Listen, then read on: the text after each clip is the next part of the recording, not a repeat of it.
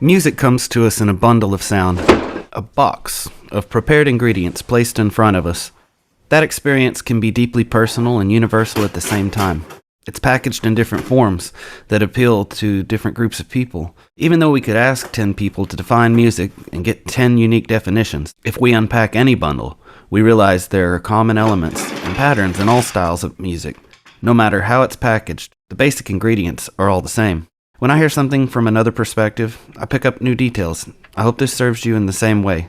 This is how my brain unpacks the utility and language of music. We know a song is a group of chords arranged in a sequence. It is a chord progression. Chords are a group of notes played together simultaneously. The notes within a chord are derived from a particular scale. Chords that share notes from the same scale sound harmonious and pleasant together. They are considered to be in the same key. When chords do not share common notes from the same scale, they are likely out of key. They sound dissonant and unpleasant to our ears. What key a song is in is determined by the first note of that common scale that all the chords within the song share their notes from. That first note is the 1. It is called tonic. It is the key note, home base for your ear. Your brain will interpret every note in a song according to its relationship to that key note in the scale. So if tonic is A, you're in the key of A. If the first note of your scale is G, you're in the key of G. Now, instead of doing a deep dive into details no one wants to digest or do their due diligence by dissecting, I'll momentarily skip where scales come from and reveal our first trick. Transposition. When you transpose a song, you change it from its original key to a different key. This typically happens to accommodate a singer by moving the notes of the song into a register more suitable for their vocal range. Here's how it works. You're in a band, man, working up a new song everybody digs. The chord progression is C, G, A minor, F, and back to C to repeat. Your singer is cracking and straining all over the place, making your band sound like complete and total clown shoes. You know your singer sounds great on that other song y'all do in G, so you want to change this new song from C to the key of G. However, since this song is original, you're not able to pull up your favorite app or website and just snag a chord chart in whatever key you want. In addition to that, your bass and keys player don't have capos. Well, don't panic. Your original song is in the key of C. Write out the C major scale. Circle the note names, the root notes of the chords you're playing in the scale. You have circled the 1st, 5th, 6th, and 4th notes in that scale. Now on the next line, below your first scale, write the G major scale. Circle the 1st, 5th, 6th, and 4th notes of that scale. You've now applied the original chord progression to the new key. Now instead of C being your first chord, it will be G. The next chord in the progression will now be D. Where you would have played an A minor in the original key, now all those A minors will be E minors. So the progression in G is now G, D, E minor, and C. This leads me to our next pro tip, the number system. Around the middle of the last century, musicians started using a shortcut to speed up the process of transposing a song. Instead of making a new chart for everyone every time they wanted to try a different key, they would just call out the number progression along with whatever the intended key was.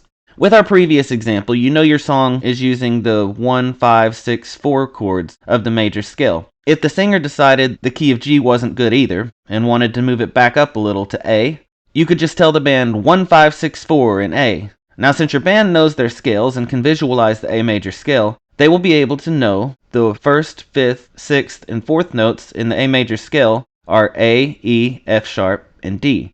So the chord progression 1, 5, 6, 4 in the key of A would be A, E, F sharp minor, and D major. A 1, 5, 6, 4 in the key of F would be F, C, D minor, B flat.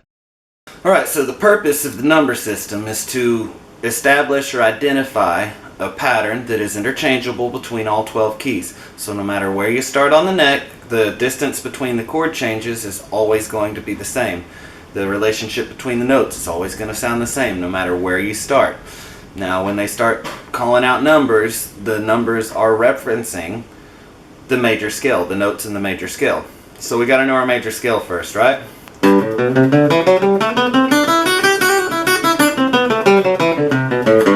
Or here.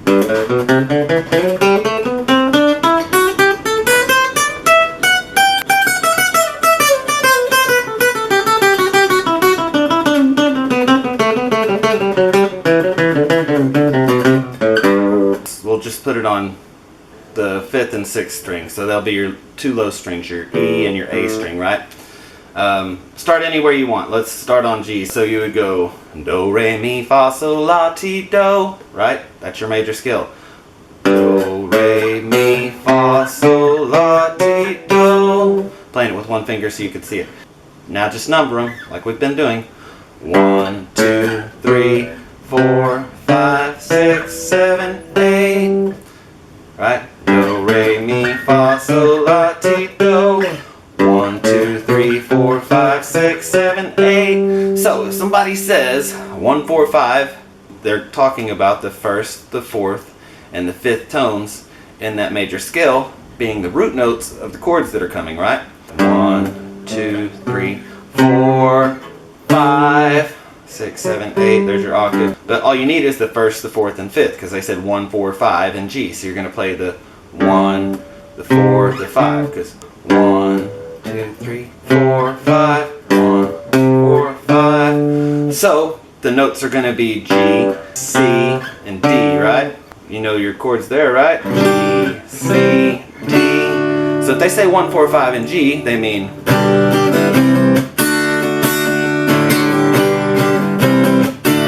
Or maybe they're rockers. Or maybe they're blues guys.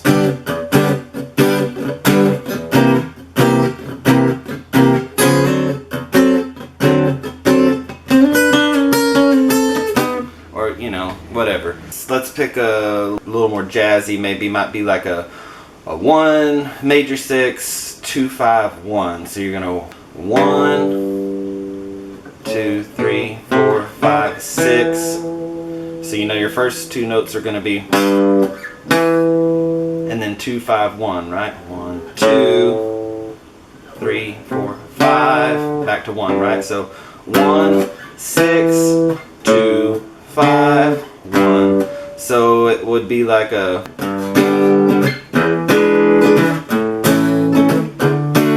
But you're like, hold on, I could play an E back here, so you could, right? A, B, G. Because your notes are G, E, A, B, G. 1, 6, 2, 5, 1. So that's basically it. You get the major scale under your fingers, right? 1, 2, 3, 4, 5, 6, 7, octave, right? Well, say they want to do the 1, 4, 5 in A. Well, then, you know your G's here. G, G sharp, A. So you'd go do, re, mi, fa, sol, la, ti, do. 1, 2, 3, 4, 5, 6, 7, 8. So they say 1, 4, 5 in A. Well, then let's do A, B, E.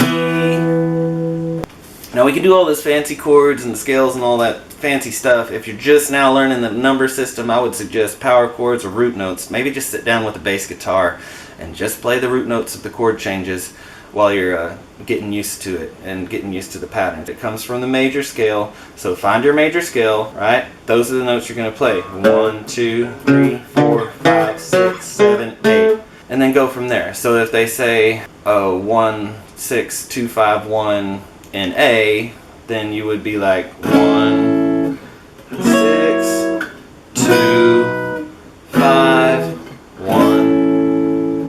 Now I'll give some examples of common chord progressions, then explain why it's so helpful to be familiar with the intervals and patterns within songs. My kids showed me this song a couple years ago. It's raining tacos right out of the sky. Tacos, no need to ask why. Open your mouth and close your eyes. It's raining tacos. I'm like, hey, that's Paco Bell's Canon in D. You know, the wedding song? It's the same progression. The melodies are a little different, but the chord progression is the same.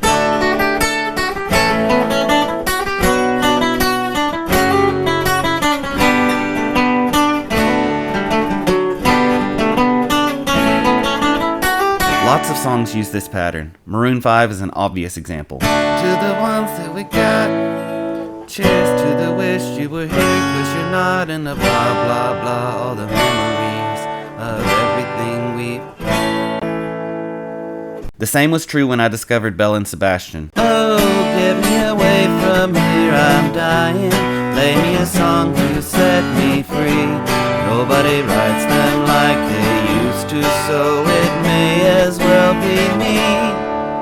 You're probably already singing that graduation song. As our lives change, come whatever, we will still be friends forever. You're welcome. Grab your guitar and play some graduation gigs. It's the same progression. So, play bass at my local church a couple times a month, and I don't always get chord charts, but it's not really that big a deal. If you think about it from a number progression perspective, then you know the notes on your neck. You know, you start in G or you start in A. You know where the other chords are going to be. All you got to do is memorize the number progression that you're playing, get it under your fingers, get one good pass of the verse and chorus, bam, you're good to go. And what I mean by that is they're only going to use the same 4 chords every song 90% of the time. To prove it to you, I'll play a mashup of some typical songs we do on our worship set. I'll put them all in the same key of G so you can see they're literally the same chords. When I was broken, you were my healing. Now your love is the air that I'm breathing. I have a future, my eyes are open, 'cause when you called my name, I ran out of that grave. And we might slow it down. You are here, working in this place. Worship you, worship you. You are a way maker, miracle worker, promise keeper, light in the darkness. My God, that is who you are.